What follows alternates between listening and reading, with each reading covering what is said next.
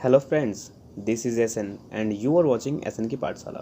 Friends, आज से मैं बंगाल बोर्ड क्लास 10th और 12th के लिए फ्रेजल वर्ब का सीरीज स्टार्ट कर रहा हूँ।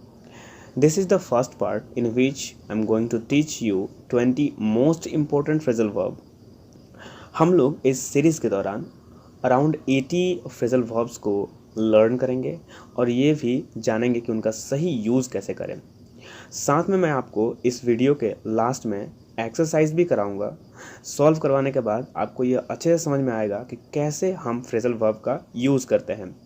इसके अलावा मैं आपको ट्रिक्स भी दूंगा जिससे आप इसको लर्न कर सकते हैं बहुत ही ईजी वे में। सो बिना देर किए हम लोग स्टार्ट करते हैं हमारी आज की वीडियो। Let's begin.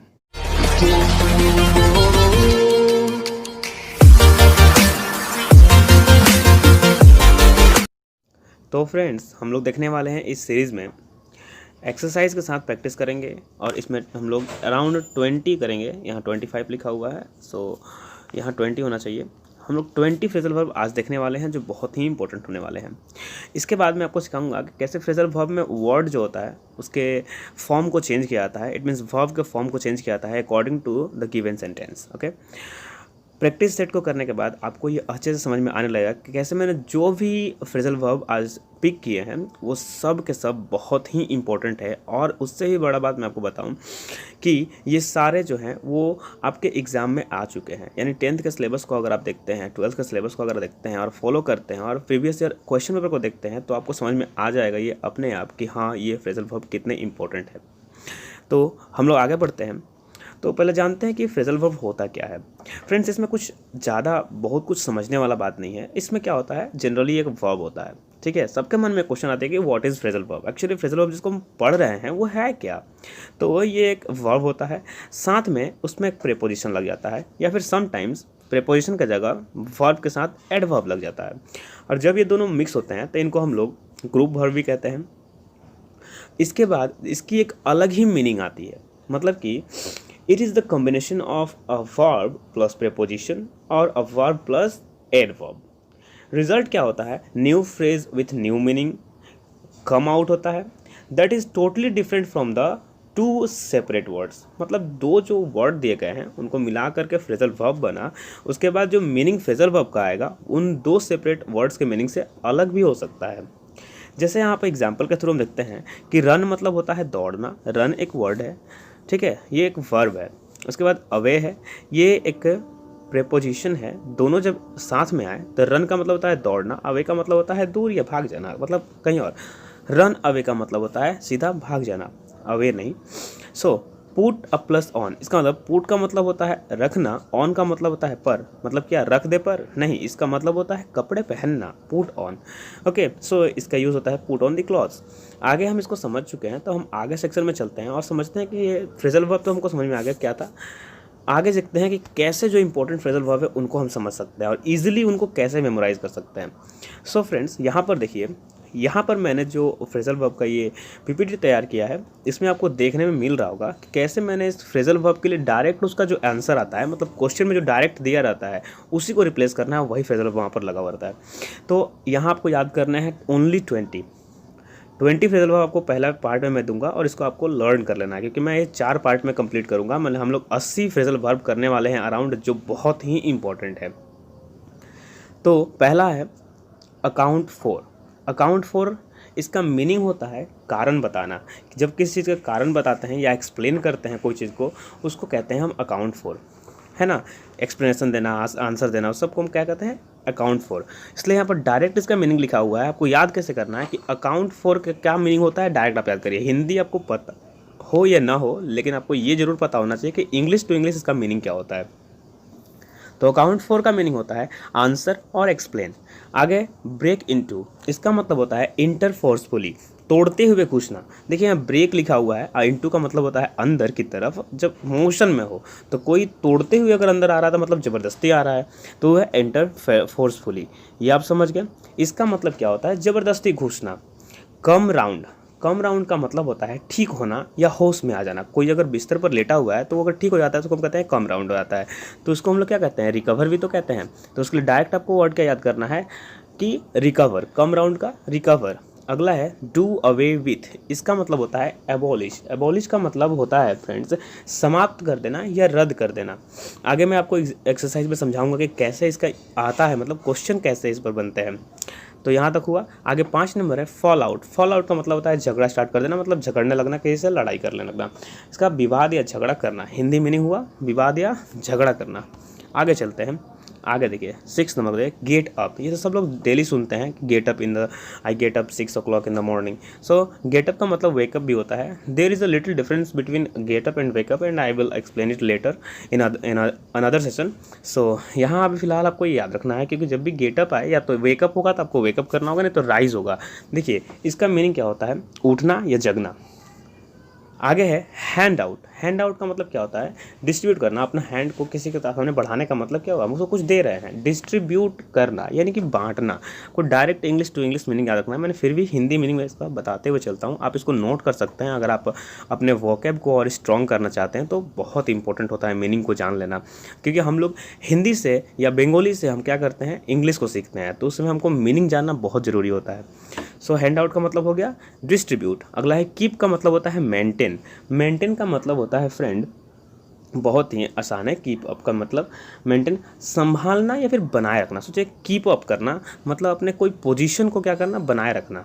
आप कोई बॉडी बिल्डर है तो कैसे बोलते हैं उसको, कीप अप मैन, मतलब अपने बॉडी को बनाए रखो, अपने वर्कआउट को बनाए रखो। आगे देखते हैं लुक इनटू। इसका मतलब होता है ताक झांक करना। इट मीन्स इन्वेस्टिगेशन करना, है ना। इन्वेस्टिगेशन का मतलब होता है जांच करना। तो दोनों का मीनिंग लगभग सेम है। जब कभी कोई क्राइम होती है तो आप जानते हैं कि वहाँ इन्वेस्टिगेशन होता है, इट मीन्स वहाँ पर लुक होता है, ठीक है ना। लुक इनटू फ्रेजल वर्ब वहाँ पर यूज़ कर सकते हैं हम। और आगे 10 नंबर है मेक आउट। मेक आउट का मतलब होता है अंडरस्टैंड, मतलब कि समझना किसी बात को। यहाँ तक हमारा कंप्लीट हुआ। आगे चलते हैं। आगे है पास अवे। पास अवे हम लोग बहुत ज़्यादा सुनते हैं, क्योंकि लोग जब मर जाते हैं तो बोलते हैं वो पास अवे हो गया, मतलब ये मर गया, डिसीज़।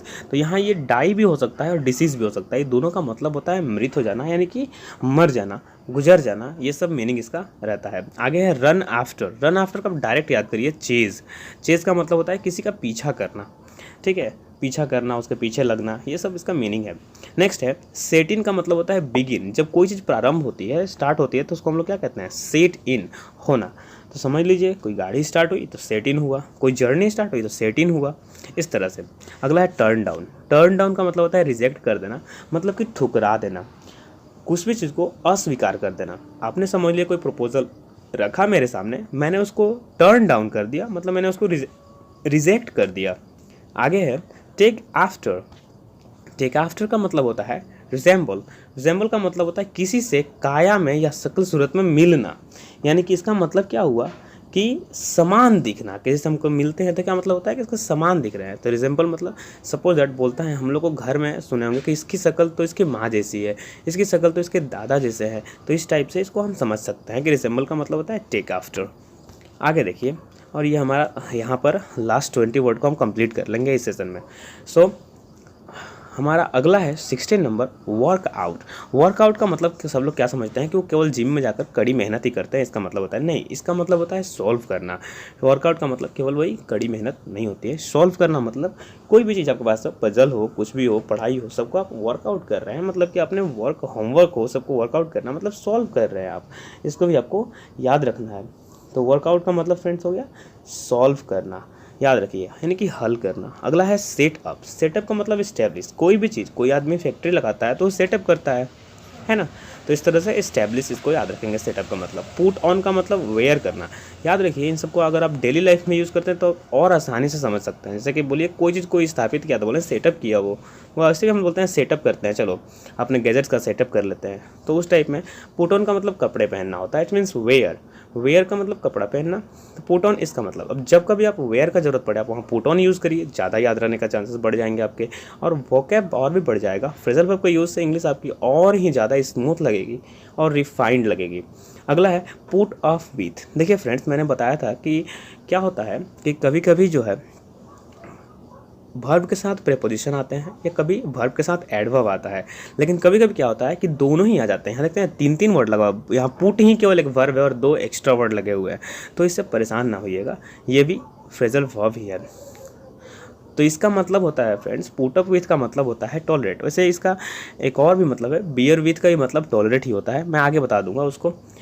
लुक फॉर, यहाँ देखिए अगला है लुक फॉर। ऐसे मैंने इसका मीनिंग बताया नहीं, सॉरी। इसका मतलब होता है बर्दाश्त करना, किसी भी चीज़ को सहना, सहन की जो शक्ति होती है ना उसको कहते हैं टॉलरेशन की शक्ति है इसमें, मतलब टॉलरेट करने की शक्ति है, बर्दाश्त करना किसी चीज़ को। अगला है लुक फॉर। लुक फॉर का मतलब होता है सर्च, कोई चीज़ ढूंढना, और यही हमारा लास्ट वर्ड है का मतलब सर्च करना या फाइंड करना। तो यहाँ डायरेक्ट आपको क्या मिलने वाला है, जो भी एग्जाम्पल आपको मिलेंगे उसमें डायरेक्ट ये जो लास्ट वाले में वर्ड लिखा हो ना, ये सब लिखे हुए मिलेंगे, और आपको इसके जगह पर क्या करना होगा, इन सब वर्ड्स को लगाना होगा। लेकिन फ्रेंड्स यहाँ पर एक परेशानी है, इसके जो फॉर्म को चेंज करना पड़ता है, वही सबसे बड़ी परेशानी है, जो मैं आपको आगे एक्सरसाइज में करके दिखाता हूँ। तो चलिए चलते हैं एक्सरसाइज की तरफ। यहाँ देखिए फ्रेंड्स, यहाँ पर मैंने क्या किया है कि 5 सेंटेंस रखे हैं, इनमें मैंने वर्ब का यूज़ किया है, और उन वर्ब की जगह हम लोग क्या करना है, रिप्लेस करना है उन वर्ब्स को, उन वर्ड्स को फ्रेजल वर्ब से। जैसे पहला देखिए, हम जानते हैं कि फ्रेजल वर्ब भी क्या है, एक वर्ब है, यानी कि वो रिप्लेस किसको करेगा, वर्ब को ही रिप्लेस करेगा। तो पहला में है अंडरस्टैंड, इसको रिप्लेस करना है। दूसरा में बिगिन, तीसरा में रिजेक्टेड, चौथे नंबर में देखेंगे हम रिजेंबल्स, 5वें नंबर में है एबॉलिश्ड। तो फ्रेंड्स आपको ये 5 सेंटेंस दिख रहे हैं, जिनमें से 5 वर्ड हैं, जैसे कि वो 5 वर्ब हैं, और उसके जगह पर हम लोग को फ्रेजल वर्ब का यूज़ करना है। अब सबसे बड़ी बात है कि जो मैंने एग्जाम्पल दिए हैं उसमें 6 है, आप देख सकते हैं। इसमें यूज़ करना है हमको do away with, set in, take after, make out, turn down, count for. सबसे बड़ी गलती लड़कों से होती क्या है वो जानना जरूरी है।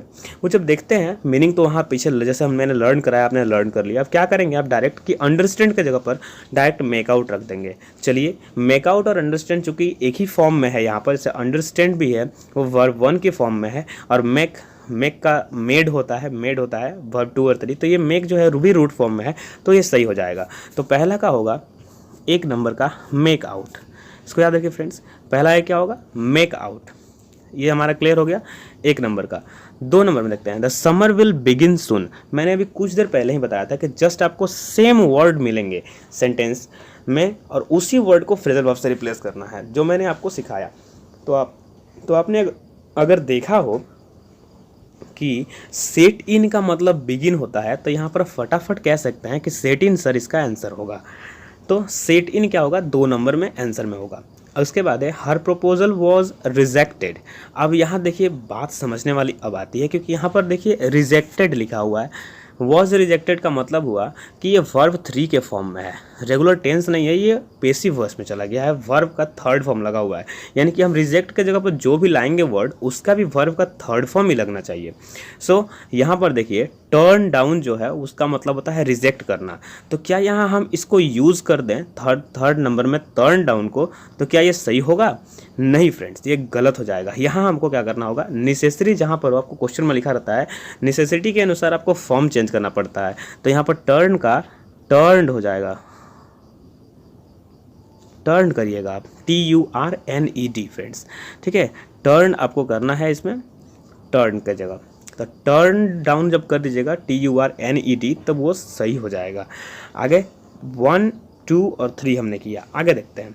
The girl resembles her mother. इसका मतलब होता है कि देखिए रिजेंबल्स भी जो है वो रिजेंबल के फॉर्म में नहीं है, ये सब्जेक्ट प्लस V5 के फॉर्म में है, प्रेजेंट इंडेफिनिट टेंस के फॉर्म में। तो यहाँ पर एस या येस लगा हुआ है। अब हमको जो अपना वर्ब इसमें पुट करना है उसमें भी ऐसा होना चाहिए। तो देखिए यहाँ रिजेंबल का मतलब होता है, मैंने पीछे वीडियो में समझाया था कि टेक आफ्टर, किसी से शकल मिलना या हम शकल जैसा लगना, है ना। मैंने बताया था कि कैसे कोई अगर अपने माँ पर जाता है, कोई अपने पिता पर जाता है फेस के थ्रू देखने में, तब उसको टेक आफ्टर कहते हैं। तो यहाँ इसका मतलब क्या हुआ कि यहाँ टेक आफ्टर सही तो है, लेकिन इसको यूज़ हम नहीं कर सकते, क्योंकि हमको यहाँ टेक का फॉर्म चेंज करना होगा। टेक को हमें करना होगा टेक्स आफ्टर। क्या करना होगा फ्रेंड, हमें करना होगा टेक्स आफ्टर। टेक्स आफ्टर इसका सही आंसर होगा। बहुत सारे विद्यार्थी यही नहीं करते हैं, जिसके वजह से उनके मार्क्स कट जाते हैं, उनका सही होने के बावजूद भी उनको मार्क्स नहीं मिलता है। और चलते हैं लास्ट नंबर पर फ्रेंड्स। लास्ट नंबर हमारा क्या है उसको देखिए। लास्ट नंबर है हमारा 5 number. They abolish the old custom.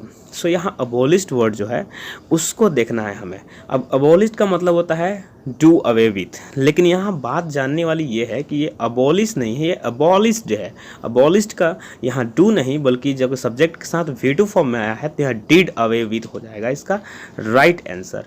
Did away with, sorry थोड़ा सा प्रॉब्लम है लिखने में, ऐसे लिखिएगा आप डिड उसके बाद अवे विथ, तब ये पूरा सही होगा। और इस तरह से क्या हुआ कि ये पूरी वीडियो समाप्त होती है और आप आई थिंक समझ गए होंगे। वैसे मैं इसको, चूँकि ये सीरीज़ है तो मेरे यहाँ ये फर्स्ट वीडियो है। अगर आप इस तरह से और जो 3 वीडियो आने वाले हैं इसके बाद मैं जल्द ही 1 वीक के अंदर एक और वीडियो डालूंगा जिसको आप देख करके बहुत ही ज़्यादा लाभ उठा सकते हैं। तो उसको आप लाइन से देखिए, उनको वीडियो को पॉज करिए, उसके बाद आपको कॉपी में नोट करिए, साथ में मीनिंग भी आप लिख लीजिए अगर मीनिंग जानना चाहते हैं तो बहुत इंपॉर्टेंट मतलब होगा और बहुत ही अच्छा होगा आपके लिए, क्योंकि मीनिंग जितना ज़्यादा आप इंग्लिश में लर्न करते हैं उतना ही ज़्यादा आपकी इंग्लिश रिफाइन होती जाएगी और अच्छी होती जाएगी और आपकी समझ जो है इस पर बनती जाएगी। तो इस तरह से आपका ये फ्रेजल वर्ब का पहला पार्ट यहीं समाप्त होता है। मिलेंगे हम लोग एक नए पार्ट पे। टिल देन टेक केयर, अपना ख्याल रखें। जय हिंद।